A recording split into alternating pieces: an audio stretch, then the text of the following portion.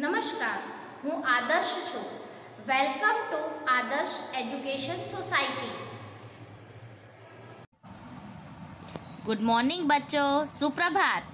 Standard 9 subject Hindi, chapter number 6 मेरी बीमारी श्यामा ने ली.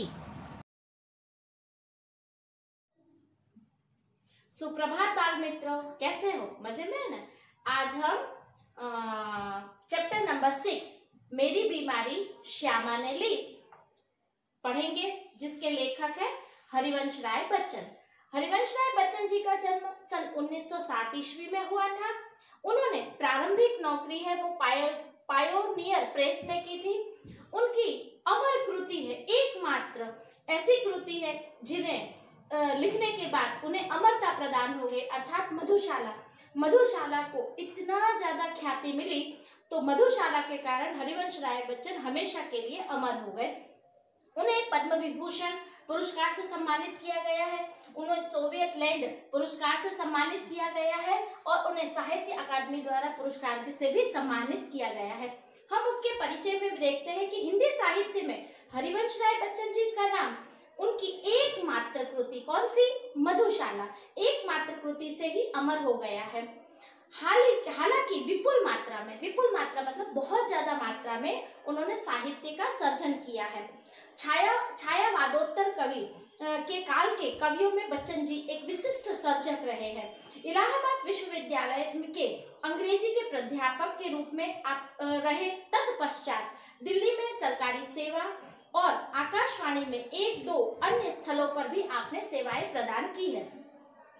भारत में एक विशिष्ट कवि के रूप में राष्ट्रपति जी ने आपको राज्यसभा का सदस्य मनोनीत किया गया था. प्रारंभिक शिक्षा आपने कहा कि प्रारंभिक नौकरी आपने कहा कि तो पायोनियर प्रेस में आपने अपनी नौकरी की शुरुआत की थी. मधुशाला के कवि के रूप में बच्चन जी को इतनी ज्यादा शोहरत मतलब इतनी ज्यादा प्रसिद्धि प्राप्त हुई कि उनकी मधुशाला का सभाओं में, सम्मेलनों में, कवि गोष्ठी आदि में होता रहा. लोग बड़ी संख्या में उमड़ते थे. कैम्ब्रिज यूनिवर्सिटी में जोहन पेटर्स नामक कवि के समग्र वाग्मय पर आपने पीएचडी की है. केंद्रीय मंत्रालय दिल्ली में आपने हिंदी विशेषज्ञ के रूप में अप्रतिम कार्य किया है. आपको कई पुरस्कार प्राप्त हुए. जैसे आपको कौन कौन से पुरस्कार प्राप्त हुए हमने पहले भी जैसे देखे, तो पद्म विभूषण पुरस्कार प्राप्त हुआ है, उन्हें साहित्य अकादमी द्वारा पुरस्कार प्रदान किया गया है और सोवियत लैंड पुरस्कार भी उन्हें प्राप्त हुआ है, आदि इनकी पदवी प्राप्त हुई है. तीर पर कैसे रुकूं मैं आज लहरों का निमंत्रण, और इस पार प्रिय तुम हो, मधु है उस पार न जाने क्या होगा. जैसे काव्य पंक्तियां आज भी लोगों की जबान पर है. मधुशाला, निशा निमंत्रण, सप्तरंगनी, मिलन, यामिनी, आकुल, अंतर और एकांत, संगीत नामक इनके सुप्रसिद्ध काव्य संग्रह है. तो क्या भूलूं क्या याद करूं, नीड़ का निमंत्रण, फिर बसेरे से दूर और 10 द्वार के सोपान तक शीर्षक में चारों खंडों में लिखी आपकी आत्मकथा है. मेरी बीमारी श्यामा ने ली कथायांश है जो क्या भूलूं क्या याद करूं से लिया गया है. बच्चन जी की प्रथम पत्नी का नाम था श्यामा. बच्चन जी की 2 पत्नी थी, उनकी प्रथम पत्नी का नाम था क्या? श्यामा, जो सही अर्थ में एक आदर्श जीवन संगिनी थी. जीवन संगिनी मतलब उनका जीवन का साथ देने वाली सही उनकी धर्म पत्नी थी. श्यामा की बीमारी उसकी खुद की ना होकर बच्चन जी की थी, जो सेवा करते करते ले ली गई थी. बच्चन जी का यह मंतव्य यानी उनका मानना था, उनका विचार था, श्यामा की पति भक्ति, कर्तव्य परायणता और निष्ठा का प्रतीक है. श्यामा ने हकीकत में हरिवंश राय बच्चन जी, उन्हें तबीयत खराब होती है, परंतु श्यामा उनकी बीमारी है वो स्वयं ले लेती है और पति की इतनी ज्यादा सेवा करती है कि सचमुच उनकी कर्तव्य परायणता देखते ही बनती थी. उनके निष्ठा का प्रतीक था, मतलब उनकी सेवा का प्रतीक था. प्रस्तुत आत्मकाव्यांश में श्यामा की बीमारी का दर्दनाक और कारुण्य सभर निरूपण किया गया है। इस पाठ में क्या है, श्यामा की करुणता भरी दर्दनाक कहानी का निरूपण किया गया है, यानी बताया गया है।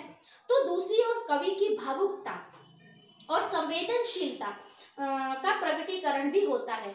एक तरफ तो श्यामा की करुण भरी दर्दनाक भरी कहानी को बताया गया है, तो दूसरी बात उसकी कवि कितने ज्यादा भावुक थे इस बात को और संवेदनशील थे इस बात को भी प्रकट किया गया है।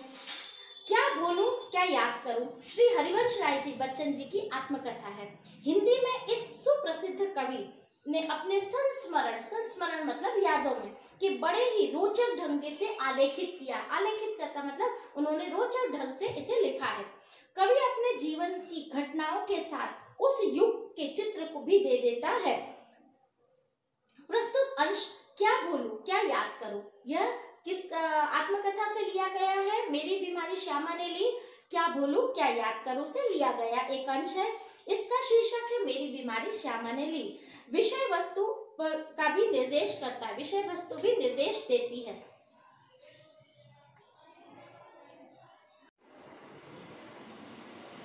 उनकी मृत्यु, हरिवंश राय जी की मृत्यु है सन 2003 में हुई थी।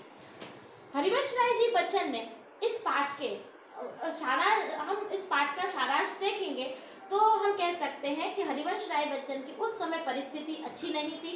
उनकी पत्नी श्यामा थी, उनका एक भाई था, उनके माता पिता के साथ वो सब रहते थे। परिस्थिति इतनी अच्छी नहीं थी कि अचानक लेखक है हरिवंश राय जी बच्चन जी को बुखार आ जाता है, तबीयत खराब हो जाती है। तो उनका ऐसा मानना था कि जितने ज़्यादा हम बीमार पड़ते हैं तो बीमारी को हमें बहुत ज़्यादा लाड़ प्यार नहीं करना चाहिए, बल्कि बीमारी को हमें जकड़ कर रखना चाहिए और उससे हिम्मत से काम लेना चाहिए, अर्थात चारपाई पकड़कर बैठना नहीं चाहिए। और वो बीमारी की अवस्था में और ज़्यादा काम करना शुरू कर देते थे। उनकी पत्नी ने जब क्या देखा कि लेखक धीरे धीरे बीमार पड़ते जा रहे हैं, अब पहले तो ट्यूशन पढ़ाने जाते थे, स्कूल पढ़ाने जाते थे, परंतु अब क्या हो गया, धीरे धीरे कमजोरी के कारण उनकी ये सब छूटती गई। अब एलोपैथिक के लिए उनके पास पैसे नहीं थे कि इलाज करवा सके। उनकी किताबों की बिक्री भी इतनी ज़्यादा नहीं होती थी कि उससे भी घर का खर्च चल सके। उनका जो भाई था वो उनकी आमदनी इतनी नहीं थी कि उसके भाई के घर से आमदनी से घर का खर्च चल सके।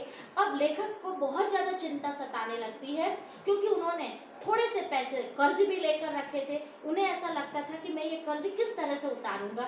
तब उनकी पत्नी उनकी चिंताओं को समझ जाती है और उनसे ढांढस बंधाती है कि यदि आप मर भी गए तो क्या हो गया, आपका कर्जा तो आपके मरने के बाद भी मैं चुका दूंगी। जब पत्नी के मुंह से इस तरह के शब्द जब उन्होंने सुने तो बहुत ज्यादा आश्चर्यचकित हो गए कि एक पत्नी अपनी पति के लिए इस तरह से वाक्य बोल सकती है। उन्हें मन ही मन में विचार करने लगे कि मेरी पत्नी ने अपने दिल पर पत्थर रखकर इस तरह के शब्द बोले होंगे। और श्यामा जो खुद बीमार रहती थी, जैसे कि अपनी बीमारी को उसने नजरअंदाज कर दिया और पति की सेवा में लग गई। अंदर ही अंदर वो घुटती रही, परंतु कभी भी लेखक को उन्होंने यह दर्शाया नहीं कि वो किस तरह से परेशान है। एक समय ऐसा आया कि लेखक तो तंदुरुस्त हो गए, स्वस्थ हो गए, परंतु लेखक की जो बीमारी है वो श्यामा ने ले ली और श्यामा कुछ ही दिन के सेवा के बाद उसकी मृत्यु हो गई। यही क्या भूलूं क्या याद करूं मैं, ये काव्यांश, ये आत्मकथा है, इसका अंश यहाँ पर प्रस्तुत किया गया है। इसीलिए लेखक ने इसका टाइटल क्या रखा, शीर्षक मेरी बीमारी श्यामा ने ली। लेखक को तंदुरुस्त करके श्यामा है वह मृत्यु की गोद में समा गई। अब हम इस पाठ को पढ़ेंगे और समझेंगे।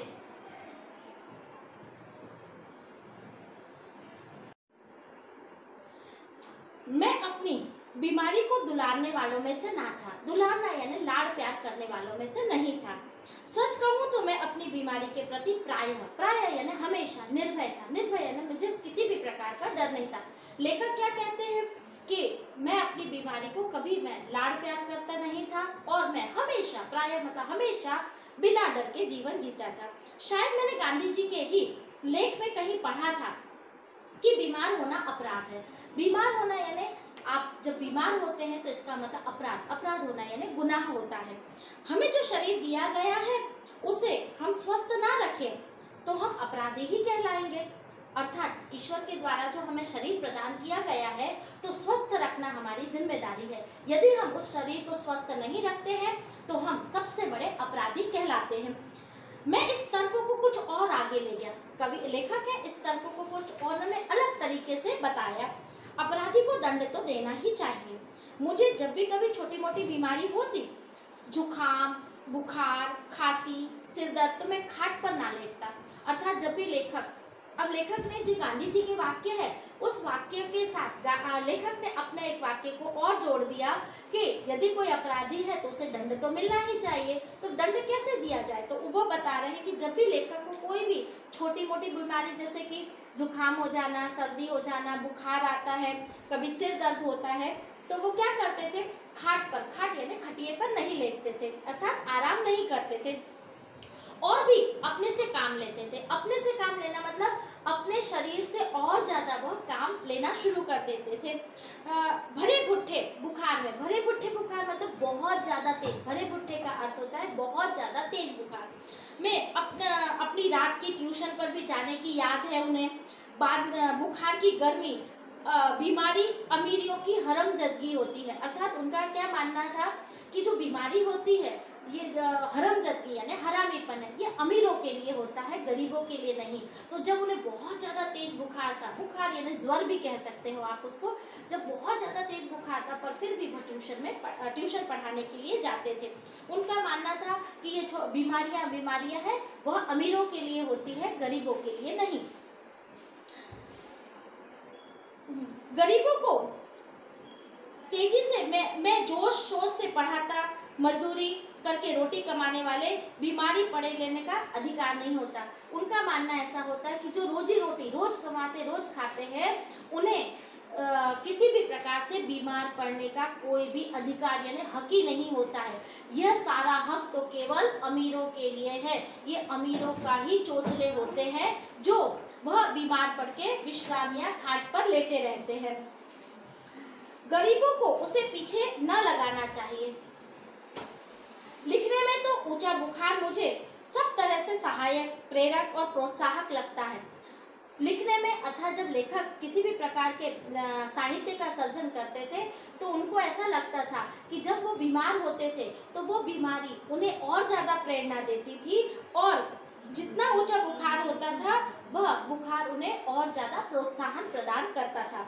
एक तरह की आग जिससे मेरी अनुभूतियों में ताप आता था। मेरे शरीर की जो ज्वर की रूपी आग है जो मेरे लिखने के, मेरी कलम को, अनुभूति को और ज़्यादा बढ़ा देती थी या ताप देती थी, जिससे गल पिघला कर मेरा हृदय ढलता।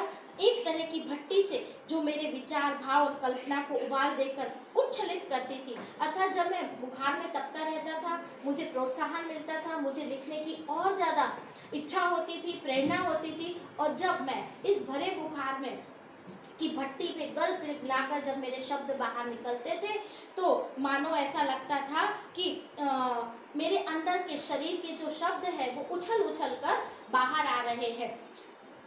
यह तो मैं नहीं कहूँगा कि बुखार में मैं अदबदा यानी बहुत ज़्यादा हट करना, जिद कर देना कर लिखता था। पर हाँ, अगर मैं लिखना चाहता तो बुखार मेरे लिए कोई बाधा नहीं बन सकता था। लेखक कहते थे मैं हट करके, जिद करके लिखता नहीं था, परंतु जब मैं लिखना चाहता था, किसी भी साहित्य की मैं रचना करना चाहता था, तो ये बुखार है वो मेरे बीच के मार्ग के बीच में रोड़ा नहीं अटकाता था या मुसीबत खड़ी नहीं करता था। हल्के बुखार में तो मेरे सब काम हस्ब मामूल हो जाते थे, यानी हस्ब मालूम मतलब नित्य काम। मेरे जो काम होते थे वो पूरी तरह से बुखार होते हुए भी रोज का काम रोज पूरी तरह से अच्छे से होते रहते थे। मेरा कोई बदन छूकर कभी कहता कि तुम्हें तो बुखार है तो मैं पट से जवाब देता हाँ बुखार है और मैं भी हूँ। जब लेखक का कोई शरीर भूल से किसी के हाथ लेखक के शरीर से छू जाता था तब वो तुरंत कहते अरे आपको तो बहुत तेज बुखार है।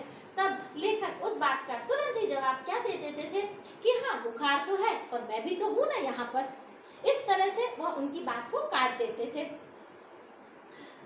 और मैं भी हूँ। शायद क्लिपिंग ने अपनी आत्मकथा में लिखा है कि कभी कभी उसे बुखार में भी काम करना पड़ता था और जब वो बुखार में होते थे तो और अच्छी कहानियां लिखते थे। क्लिपिंग ने अपनी आत्मकथा में क्या लिखा कि जब उन्हें बुखार होता था तो बुखार के कारण उनका शरीर तपता था, तब जब वो कहानी या जो भी कुछ लिखते थे साहित्य, वो और अच्छा लिखते थे। उन्हें यह बुखार में और अच्छे से अपने कार्य को वो कर सकते थे, ऐसा मानना है। अब क्लिपिंग यानी हम कह सकते हैं कि कौन था क्लिपिंग? तो क्लिपिंग है रुडयार्ड क्लिपिंग एक ब्रिटिश लेखक थे। 30 दिसंबर सन 1865 में उनका जन्म मुंबई में हुआ था। इनके पिता जॉन लॉकवुड क्लिपिंग एक श्रेष्ठ कलाकार थे। वे लाहौर म्यूजियम में क्यूरेटर थे। रुडयार्ड क्लिपिंग प्रतिभाशाली कथाकार और कवि थे। केवल 17 वर्ष की उम्र में Lahore Civil and Military Gazette में संपादक नियुक्त हुए थे। उन्होंने अपनी अनेक कृतियों से अंग्रेजी साहित्य का भंडार भरा है। उनकी मृत्यु सन 1936 में हुई थी। तो उन्होंने अपनी आत्मकथा में क्या लिखा है कि जब वो जितने ज्यादा बुखार में होते थे, उन्हें काम करना पड़ता था। जब वो बुखार में काम करते थे तो उनकी कहानियां बहुत ज्यादा अच्छी लिख सकते थे। बुखार में कम लिखने की मुझे याद नहीं है। वह कैसे बन पड़ा इसका निर्णय न मैं देना चाहूँगा। प्रसंगवश मतलब किसी मौके के अवसर पर मुझे याद आ गया कि अपनी दो चट्टानों की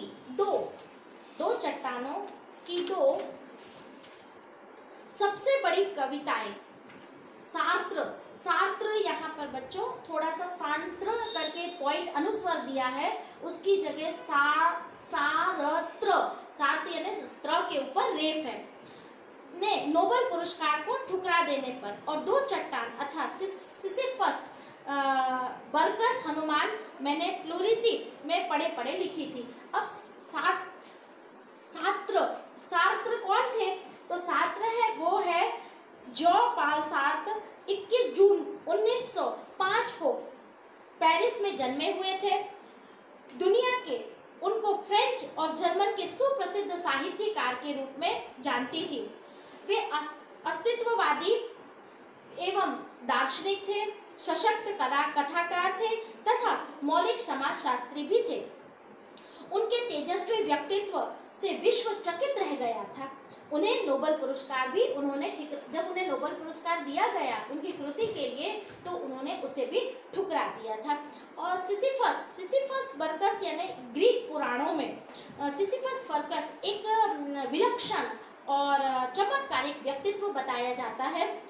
वह एक ऐसा राजा था जिसका शरीर वज्र के समान था, मजबूत था, एकदम विशाल चट्टान उठाकर वो पर्वत के शिखर यानी सबसे ऊंची चोटी पर पत्थर चट्टाने उठाकर फेंकता था और जब वो शिखर से पहुंचकर वापस आती थी तो उन्हें बहुत ही ज्यादा प्रसन्नता होती थी। सिसिफस को इस प्रकार का खेल खेलने में बहुत ही ज्यादा खुशी मिलती थी।